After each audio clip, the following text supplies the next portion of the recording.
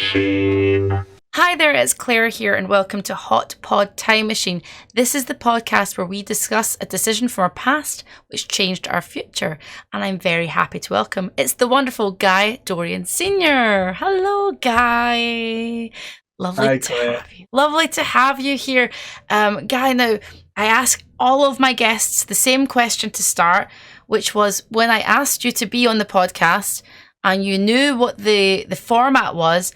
What kind of decisions started to flow through your mind? Don't tell me what you're going to talk about, but it's because we make decisions every single day, big and small. Yes. So, what Mhm. came to your mind sort of first? What were the ideas? When about the interview or about The you asking decisions the decisions, my decisions to be on or my decisions in the world? in the world. Well, okay, so here's how it is. Everything is based on decisions. Everything we do and everything that comes after is based on our decisions. So those decisions carry a heavy weight. So knowing those decisions for me, I could say like there's only definitive decisions based on things that I wanted to do in life. So I knew I wanted to have two children. I knew I wanted to work in the entertainment field. I knew I wanted to draw comics. I knew I wanted to work on toys and products because they're seen by products are seen by millions and millions and millions of people all over the world, even if they don't know it's me. But those kind of things are decisions that I made that I wasn't going to change. And those decisions have brought me here today. And I got to meet you and I get to meet so many other people in the entertainment industry. And we're talking comics, film, TV, toys, everything. And I would say that those decisions are the biggest, most important decisions to discuss. Also, that when we make our decisions, we can't make them any better or greater than the knowledge we have of that time. So we're all going to make decisions, good or bad, based on our age and experience. So as you get older, sometimes it doesn't mean you make the best decisions all the time, but what it does mean is that you understand how to make decisions better. That's a really, nobody's ever really described it in that way. And I've spoken to this has been almost 40 episodes. We're coming up to almost 40 episodes because I decided to start the podcast 40 weeks before my 40th. So we're coming up to that quite fast. And no one's ever described it like that we make decisions for better or worse according to our time of life. You're completely correct because although we feel mature now, we've been through a bit of life now, perhaps in 20 years we might look back and go, why were we doing this and this? Right. And it goes back to that question is like, if you could talk to your younger self, what would you tell them? And that's exactly what it is. And that's where that comes from. It's just a lot of people don't think about it in the way that I tried to break it down real quick and explain it. But everyone says it. They just, but that's usually it, and decisions, I think, are much easier when you get older Yes. because you could be not just because of hindsight, but because you probably have done things already, and you've done this and you've done that and you've done this and done that, so you can decide, where do I want the rest of this life to go? 100%. But I was thinking about, because my life is changing a lot, and I was thinking about what I would tell my younger self, what you were just saying there. I don't think my younger self, if I was to go visit myself, even if I recognized myself and thought that's the older version of me, I wouldn't listen to me. I just wouldn't because I know what I'm like. Would you listen to you? Because I was a stubborn bastard. I would just wanted to I do what I wanted to do. that is a good call there, Claire, because um one of the sayings I used to say is I cannot be contained because I'm off the wall. I'm ADD, I'm hyperactive, I'm just off the wall, off the chart. And that's a good question. I I mean, don't know. you know yourself, like who, so for example, say 21-year-old guy, okay? And look at your face, you're like, oh God. If you were to go back now, what would you say to 21-year-old guy? And would 21-year-old guy listen? You know what? I think I would listen because I was if what I was saying was based on the same thought process I would have had back then, goal process, then I probably would have listened. Because I was already working at Marvel as an assistant and being published as an assistant on things like X Force and things like that, and X Factor, on the first appearance of Deadpool and Domino, right after Rob left. And I had already made those decisions and had already been up at Marvel since the time I was like 19. So at that, if I was 21, I was already at Marvel hanging out at the in the offices and everything. So I probably would have listened to myself. But what I would have probably said was this: if you're gonna do toys, don't stop doing comics. Ah, okay. All right. The reason why, I'll tell you what, my career still is pretty big, okay, over the 30 years. I've been, my stuff has been on TV and this and that and movies, and you can go watch Chasing Amy, which is one of the most famous comic book style movies about comic book artists in the world. And my artwork is right there at the beginning, and then right there in the Black militant scene and everything on the walls. And that was when I was young, and I've done all kinds of stuff, but the thing is that for comic book readers, or I should say comic book collectors, it doesn't sometimes matter how much you do, where your stuff has gone. Even if bajillion people have seen it, if they're not seeing your work in a comic book on Batman for 2 years straight, then it can be harder for them to recognize you.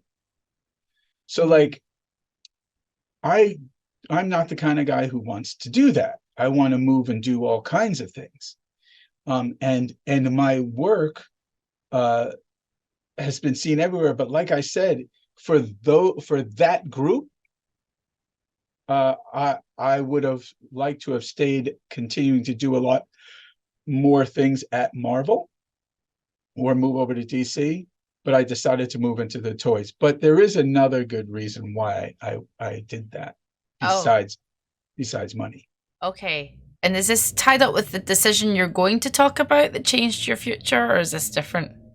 It is. Okay, great. Love a segue. Brilliant. Totes profesh. Love it.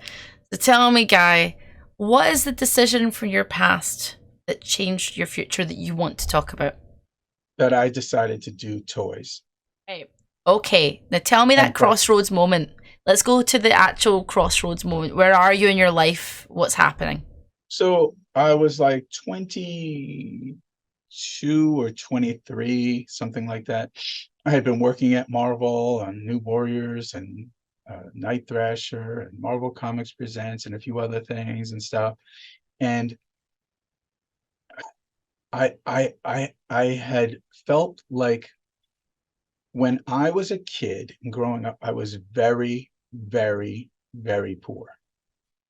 I couldn't get anything. Some of my first toys, I had an aunt who got me a lot of things, and that's God bless her, Aunt Trudy. But well, I got a lot of help from Jewish Family Services because I'm half Jewish, and and organizations that would feed us for the holidays. I got Star Trek toys for that, and I felt like I could reach a lot of people, but those kinds of things took me to a place where growing up in a really rough neighborhood, in a city, in a really rough neighborhood, with drug dealers outside my window and things like that, and gangs and stuff like that. The only thing that really got me away from all that was comics and toys. So I had already started doing the comics, and I always wanted to get into the toys. Making that decision changed my life because I also like somewhat of a challenge. And I was like, will they care? Let me break through. Let me break in. Screw that. Because everyone had told me years ago, not everyone, but a lot of people, um, it's a pipe dream. You're not gonna do that stuff. You're good, but you're not gonna do that stuff. 2.5 years at Marvel, going back just for a second, 2.5 years of trying with samples, even after I was an assistant working on real published books. But I did it. So then I was like, this has got to be my shot when I saw that Toy Biz. And I was like, I got to take this. I got to do this because hopefully this will work out and I'll be able to bring toys to people, kids, and collectors everywhere in the world, and products, because I know they do products too, you know? So that changed everything because I went there and all of a sudden I was making more money as I had a young child and I needed to make more money. And I was able to work on things that were sort of comic related, but not like I went and I worked for, because of those things and moving to products, I got to work on a Star Wars coloring book. So that's not a regular comic book, it's a product. But that Star Wars coloring book was out in the stores all over the country and England and probably Scotland and everything for 7 years on the stands or in the store. And I was like so fulfilled by things like that. And then I worked on the toys, but then I was a big wrestling fan as a child. Right. I like Okay. yeah, I like professional wrestling. Okay. I wanted to be one, but I was too small. I'm 5'7". And I mean, did martial arts since I was 7 years old, and I can fight really well. I did boxing and all that stuff. And but I'm 150 pounds. That's not a professional wrestler, No. at least at that time. But when I went to go, I contacted a company and should I tell the story about how I got in? I don't know. Yes. Go for it. Okay, but it's unorthodox. So a lot of those companies actually look for like college degrees and things like that too. I did not have one because I started working as an assistant thanks to my brother Ian Dorian, who is a phenomenal, phenomenal artist. He's working in Hollywood right now, and he just worked on the WB on a animation. Um, he helped me meet so many people in the industry that helped me get started. The toy stuff was my own, but without him doing the other things to begin with, I would never have gotten there. Anyway, so I saw that there was a toy company. I went. We didn't have Google. You couldn't just look up on the internet a company. That's not the way it worked. No. So what I did was I went to Toys R Us, if you can remember Toys R Us, and Yes. yes, and I my am stuff. old. Well, they brought it back. So, well, here's what it was. I went through the store and I looked at the toys that I would like to work on. So I saw a toy company doing Star Wars bendable figures, and I liked them. I thought they were really cool. What I would do is I would write the address that I saw because it didn't have a phone number. Yes. So then I would call information back when you could call information. And I said, can I get the number? This is the address. And it was a public number. So they gave me the phone number. Wow. Okay. Then I made a, a sort of not so true call. And Go I on. made I made a call and I said, hey, I told some things that were true. I said, hey, I'm an artist. I work at Marvel Comics.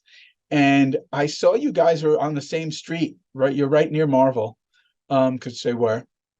They might have even been in the same building. I can't remember. It's been so long. And I said to them,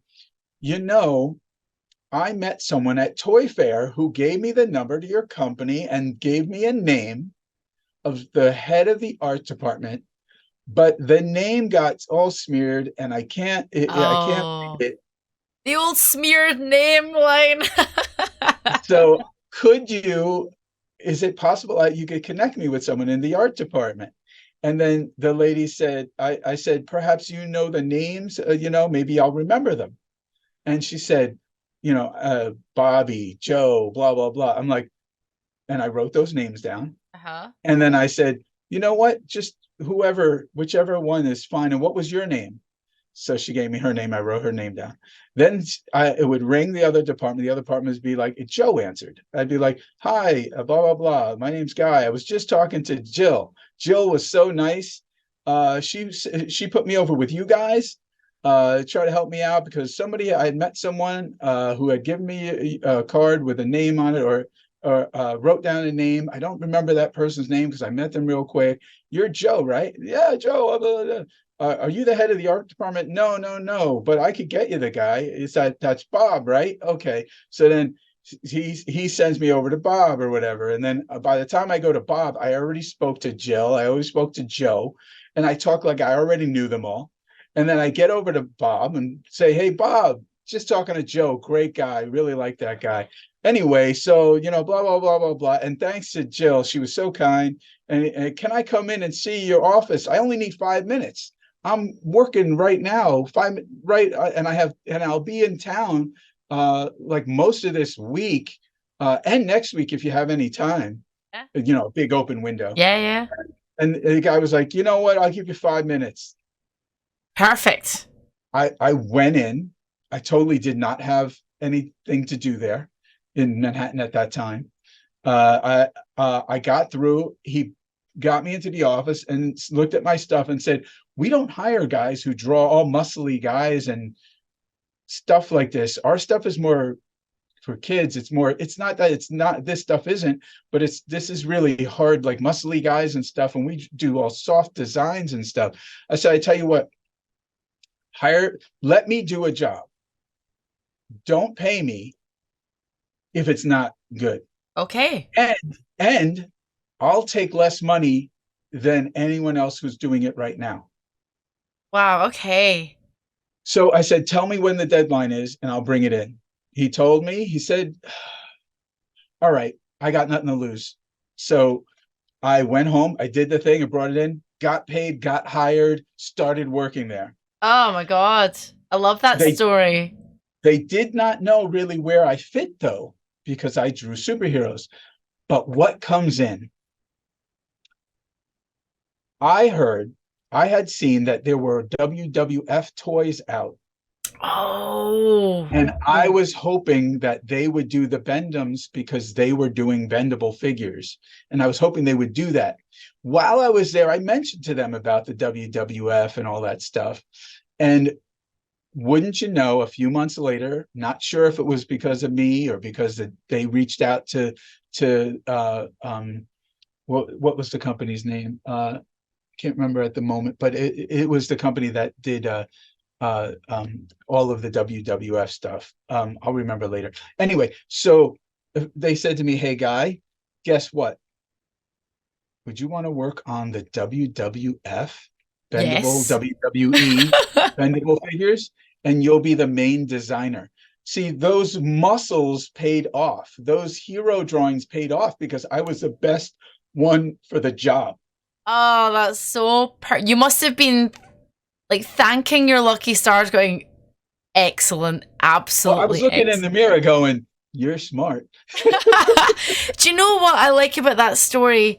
It reminds me a lot of when I was younger and I was writing a fanzine, and slightly different levels here, but it's that kind of dogged determination. And so sometimes what I would do is, I would try and get numbers and addresses and names in the most unorthodox way. I wouldn't stop until I got what I wanted, and I wouldn't stop until I spoke to the right person. And I would try and get in and like, and it's not like I'm a music writer now. That was when I was writing music fanzines or something, but like I was like that up until, I'm still like that, because if you want something hard enough, and it's a burning passion and you feel it in your heart, then nothing can stop you. I don't think anything can stop you. And it's not like you're being unkind or stepping on anyone. You're just going, you know what? I want that. and I'm going to Yes, try. that is exactly right. And what I do is I go and I look at other work that people are doing, and nobody stays steady on any job forever. So I'm not worried about asking for that job. I'm not stepping on anyone. Most of the time, I don't even know the people working on it or who was involved. But I see something and I go, hey, I like that toy. I like that, or I like that property, that intellectual property, and I want to get a job doing it. So I'll contact all the people who are doing it and say, hey, listen, I have worked all these years. I have people who will vouch for me. I have the best comic book creators in the world who will vouch for me. I've done work for this long and that. I don't wait. I don't wait for people to just contact me, although I do get contacted.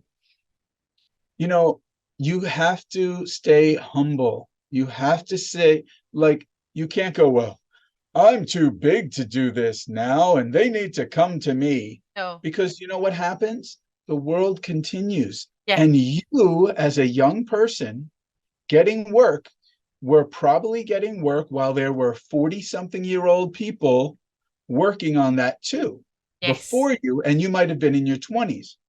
As you get older, you can't forget that that 20-year-old you is someone else now while you're that 40-year-old something or 50-year-old something, and they are totally entitled to the same type of job the way you got it when you were that age.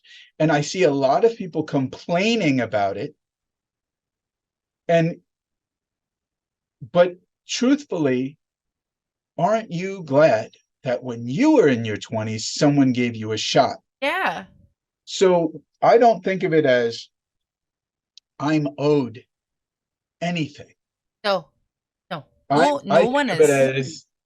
as I still love to be involved in intellectual properties. So if I want to, I need to keep doing the same thing I always did and not and be humble about it and go, it's not because it's me. I let my resume stand for that. But Yes. as a person, I stay humble because I have to appreciate every time I get to work on anything as a creator. We all should, because doing art, being a performer, being an actor, being a writer, being a professional in the interview, I'm not sure how, a journalist, you have to you have to not forget what got you there, and you have to always keep that as if it's your first job. That's your Yes. first job. Yes. Treat everybody with kindness, everyone with respect. The friends that I know, they're actors or whatever, and they're quite high up on the rung, on the ladder. Mhm. The ones that do the best are the ones that go into every room, and I watch them. They shake everyone's hand and they remember everyone's name, and it doesn't matter which job they're doing and how far that they've come. And there's people I've met, and I was thinking about this actually in the last couple of months. There are people that I've met on my side of the industry who I do feel that they feel that they're owed work and they'll do anything to get it, and they don't work well with others. And you're never owed a job. You don't deserve anything. We're just all launched into this world with the talents that we have, and you'll either get hired upon those talents or you will not. But Right. I see this sometimes from some people where they go, I should have got that job. I should have had that. And it's like, well, but you didn't. And that's okay.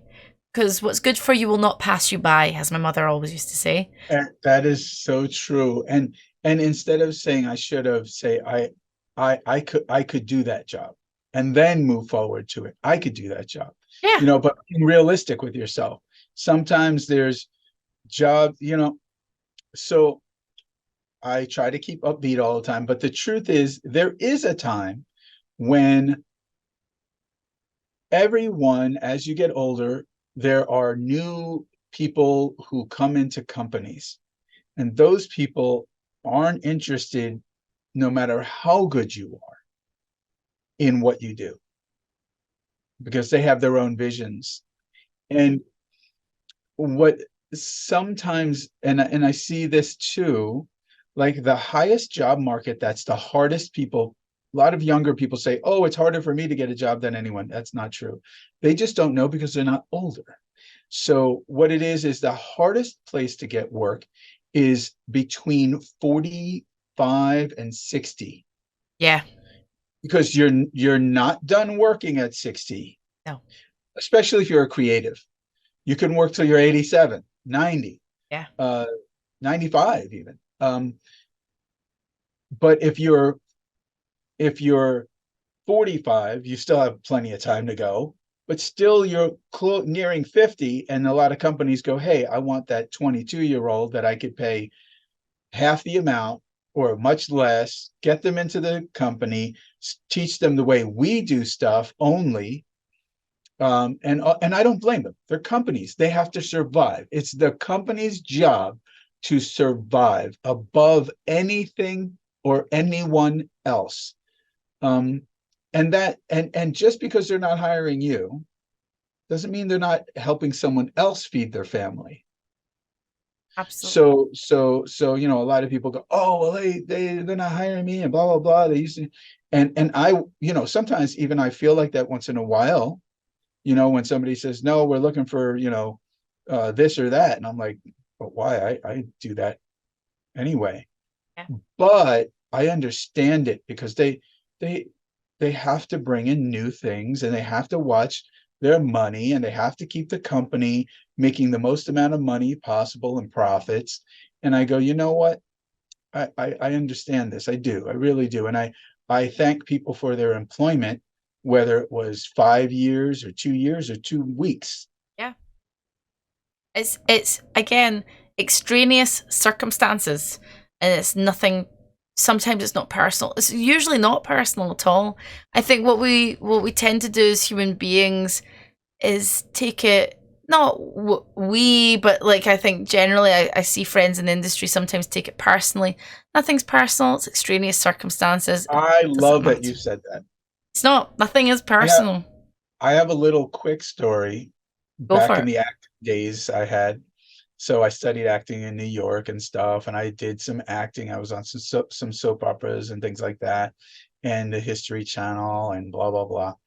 And I remember being online for an audition, and I was a young handsome guy. I was in my 30s, and I was like, okay, I'm good, I'm okay, but my resume, mm, not very good.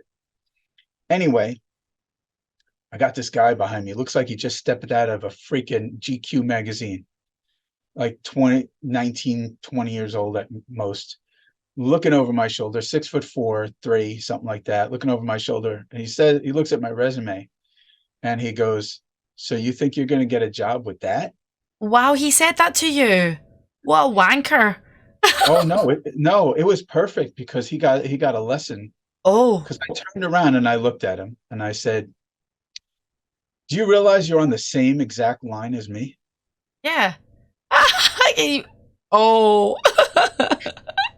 So all this stuff he did, he's still on the same audition line as me.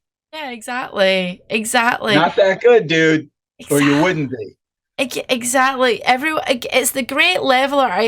I do feel like doing anything creative is a great leveler, because one moment you could be doing an amazing job, like no matter what you're doing in the creative field, and the next moment you're doing something small, doesn't pay as much, or you're on the same line as you say as 50 other guys that just look like you or have a similar vibe.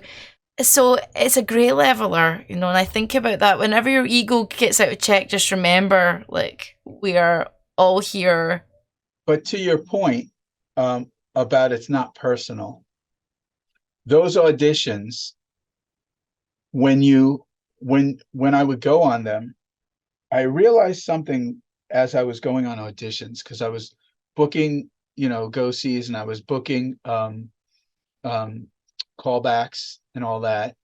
Callbacks, for people who don't know, that's like you go in for an audition and then you get called back to Yeah, do another audition. Um, and it's like a next level up because they take a bunch of people out. And then if you're called back, you're one of the people called back. And you could have two or three yeah, callbacks, or It's like the whatever. whittling down of like they kind of get down to the wire and then it Right. gets yeah. Exactly. And a go see is usually when you're doing modeling. Okay. Yes. So what I found out is somebody said to me, hey, if you didn't get a gig, it wasn't because you couldn't act. It wasn't because you're you don't you're not good at what you're doing. But it might be that when you walk in, they were looking literally, they had three guys and you all were very good, but this person has brown hair and you have black hair, and they're looking for someone who looks a little more uh with brown hair. Or Yeah. maybe you're going for a role and they were looking for someone a bit more ethnic than you. And like I'm Armenian. So like in a lot of other countries, they look at me as not like a white guy. And but here in America they do. And so, but still sometimes they might be looking for someone who is from, who is from India or something. And I still get some of those auditions because they go open to all people, but when they see that person that they really wanted, because it's harder to find actors who are Indian to come in, so they open it to more people. That's really what usually happens, and they try not to be too specific sometimes because you never know what you're gonna, but it's not personal. No. It might be one thing or it might be this. Like I once got a job and the one character was from Brazil. It was for the History Channel. And I played a character named Luis de Santos, who was actually a real life character. And this was the one of the first, or the first, not documentary, but docudrama.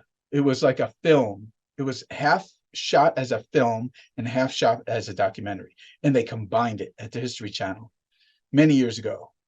Now I got the gig because they thought I was the best actor. They wanted to give me the lead role. Couldn't get it. The lead was supposed to be played by in place of a colonel or such who was Irish. This man doesn't look Irish. You definitely don't. Uh, so so what I so they said, listen, we're going to give you this character Luis de Santos. Now he's not Hispanic, he's Brazilian. But there was another guy there who was Hispanic, but he looked more the part because of the way the character actually looked in real life. But they thought I was the best actor and wanted to give me the lead role in the first place, so they gave me that role. Yes. But none of it was personal. No, it's never personal. Not with that kind of That stuff. Not at right. all. But when you're on a line and you go, because the average, I remember years ago, the average amount of auditions before you would get a callback would be about 28 auditions. Think about that. That's nearly 30 auditions you have to go on before you get one callback. And that one callback might just be the one callback and then you don't get it. Yeah, So, it's a numbers game. I always think it's just a numbers game, and that the what I've started to sort of think and sort of laterally, maybe in the last 2 3 years, there was a point where I didn't care, then the point that I cared, and now I don't care again. But I know my strengths and my weaknesses. And also I know when I'm going up for jobs, I know what my flavor is. I'm not cookie cutter, and I swear. And because of the things that I like, I like quite alternative culture and DIY stuff. And you've seen how I dress. I mean, this is very yes, you're a very eccentric, this wild, is conservative for excellent. me. Yeah, I know. No, I think that's why so many people like you though, Claire, because you're so Claire. That's it. You don't try to be anyone else. You're not trying to front. You're not trying to pretend. You No. just who you are, and whatever it is that you like, that's the way you're gonna dress. That's the way you're gonna talk. That's the way you're gonna wear your hair. But you're always you, and I think a lot of people respect that. You're genuine. That's what it is. That's the thing for those who are maybe doing front facing things in the creative industry.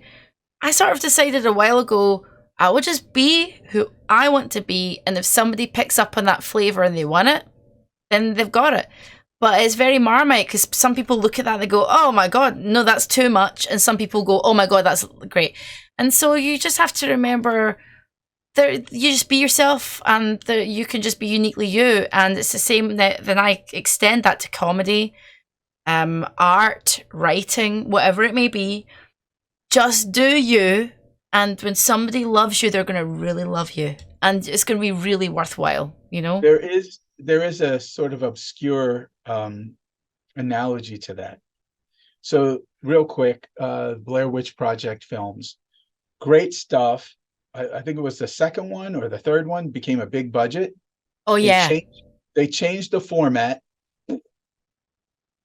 and it's like, just what everyone loved what you were doing. Just keep doing that. Just be who you were. And Yes. they changed that, and then it wasn't the same anymore. It wasn't the same again. At the same time, you want to keep reinventing yourself. But here's the thing. I think what you have to do is just be really good and really professional at what you do. And as you continue to grow an intellectual property, you keep the formula that works, but you get creative within that formula and grow within that formula that way, rather than trying to go offshoot to something else. That's why I work on a lot of intellectual properties, because I understand that an IP can go anywhere. It could be it could be TV, it could be film, it could be toys, it could be books, it could be anything. But you have to have that focus, and that's why they do that with Star Wars. Star Wars has a group of people who keep everything and understand that entire world, and as they try to move on, they keep that. Now, sometimes it works, sometimes it doesn't, because critics out there today, which mean fans, are can be, oh my god, I know. They're you know, worth. I mean, God bless the communities and the fans that are I lovely, love the fans, but on the other hand, sometimes it's like, wow. but I think they're a loud minority sometimes because I'll say this, like Mm, I am on social media, yes, because yes, I'm there for work. yeah, But it's what social media does is it plucks people and puts them into the algorithm, so that's all you're seeing. When I'm having real conversations with people like yourself at Comic Cons or events or at work do's, we all kind of are just quite normal. Or when you speak to fans at events, yes, they're all lovely. They're not yeah, plucked they're by just the. normal. They're just normal people who It's are like the like, internet, and a group internet starts turning them into like, ah, I but it's not know. all of them. For the most part, I would say that it's easier to remember the people who are not nice than the ones that are, Yes. because they make the loudest noise. And I think so. As far as fans go, I haven't had anything like that. I love the fans. They're always great. I always try to be nice to them, but I do find that the fans, there usually I find that the fans that are the ones like that are the ones that, oh, they wanted to be a writer, or Uh, they wanted to be an artist, or they wanted to be an actor, and it didn't work out, and then they go and they trash these people, or they had some education in college but never got past that, and so then they claim authority as if they worked in the industry. But like we talked about before, you learn as you go along, you learn as you have experiences. So a lot of them come from their own, who are the detractors, come from their own feelings and thoughts, but not having been through it for years working professionally, so don't really understand. They think they do, but they don't, you know what you I'm know. gonna say? But I'm there's gonna get such great people on the other side. I'm Yeah, gonna guys. get really Scottish, and I'm just gonna say for those who are allowed, sit down, sit down, just sit the fuck down, like just shut up and sit down, because it's like nobody needs to know. I often look at that on social media and things, and I think I don't want your hot take. I hate hot takes. I don't There's no really. need for it. There's no need for it. I didn't ask you. Like, please shut Yeah. up. Like, sit down. I just cannot be bothered with it. But it is just, I think, the algorithm picking out those most negative things because it's people love to hate. Um, Yes, and they love to read the stuff. They want their popcorn to sit down and watch the drama happen. And I know a lot of people who I don't even think they're on the web, and yeah, they're like, they'll eventually send me a message. Hey, saw your thing. I follow you all the time. And I'm like, I had no idea, Okay. you know, because a lot of people are just silent Yeah. because they'd rather not say anything, because if they say something, anything like, hey, I like that. Hey, great job. What do you mean great job? Blah, blah, blah. And they don't want to have to deal with that. So I found that out. I go on the web every day, right? But I'm not out there all the time. I don't have Yeah. 6,000 friends on my list because I have a list of people waiting to friend me that is, I could go on and on and on and on. But if I do that, then I'm just opening myself up to people who that I'm not in, I can't possibly engage with. I've had people get upset with me for not writing them back. And the messages don't go directly to me. They go elsewhere, and then I have to go and find them filtered out. And I had like two people of the many which I've gotten who are great, most people great, but they were upset with me and like saying bad things about me just because I did not answer them on the web. And I was like, hey man, I wasn't around. My wife was very ill, so I could not answer your message, and I didn't see it in my other folder. Well, this is And the it's like, dude, like I didn't do anything. I just can't. My wife is sick, and those kinds of things I think are very rare. But on the other hand, how about the people that are great? Huh, Claire? I mean, we meet so many people at Roanoke, even at our last convention. There's so many nice people. Fans. Remember they mixed the fans and the guests at the last one. yeah. J. Sutphin. That's was a supernova. It's lovely. Like when I'm doing things in person that you get a real sense of community, real fandom and love. And I don't get it as much as the creators get it. You know, I sometimes will get someone talking to me or whatever, but I like to watch it as well. It's so lovely to see people getting so enthusiastic about Yeah, but you're more involved with us a lot because that's what you do. yeah. So, but we're still fans of you. So those are good fans. You heard it here first. Guy Dorian Sr., my biggest fan. I'll send you a Wee Squad t-shirt in post next time. I've got a whole thing, a whole Wee Global thing. I'm not even lying. Like, it's a whole Wee Global thing. I will send you. It's like a whole Verhoeven-esque universe. I'll send you something for your wall when I get to LA. Guy, it's been wonderful chatting to you. We could chat for ages and ages, but we have to finish here. But it's every time we chat, from the moment we met, I just, there's a big group of us. I think it was the first big lit Comic Con that I was at in April this year. Mm-hmm. Then when we met again, I just had when you get a good feeling, I just. Mm-hmm. And I like to hold on to people like that, and that's why I asked you to be on the podcast. So I appreciate it. And I'm glad you did. Yeah, I think the thing is that when I have met so many good people, but there's certain people that you meet that are just so genuine. And I think that is the thing. Like, we were able to talk about all kinds of stuff. Yeah. And just be who we are and chit chat and all that stuff. And I thought that was really great. And that's why I really like you. And there's a few other people that I got to meet that were very nice. Now, they're all nice, but certain people, like, I go, oh, are they going to be at the next con so we can hang out? Yeah, same. That's the same. Let's go look at some comics or something, and let's go talk to some of these people or something. I hope we're having dinner together or something, and so I'm sure I'll see you at a bunch of different events. Thank you to everybody who's listened along on Spotify. Please subscribe. Thank you to those who have watched along on YouTube. Please subscribe, leave a comment, and please go follow Guy. I'll put all of his social things underneath the video. I have been Claire. This has been Guy. This is Hot Pod Time Machine, and we'll see you again soon. Take care. Bye.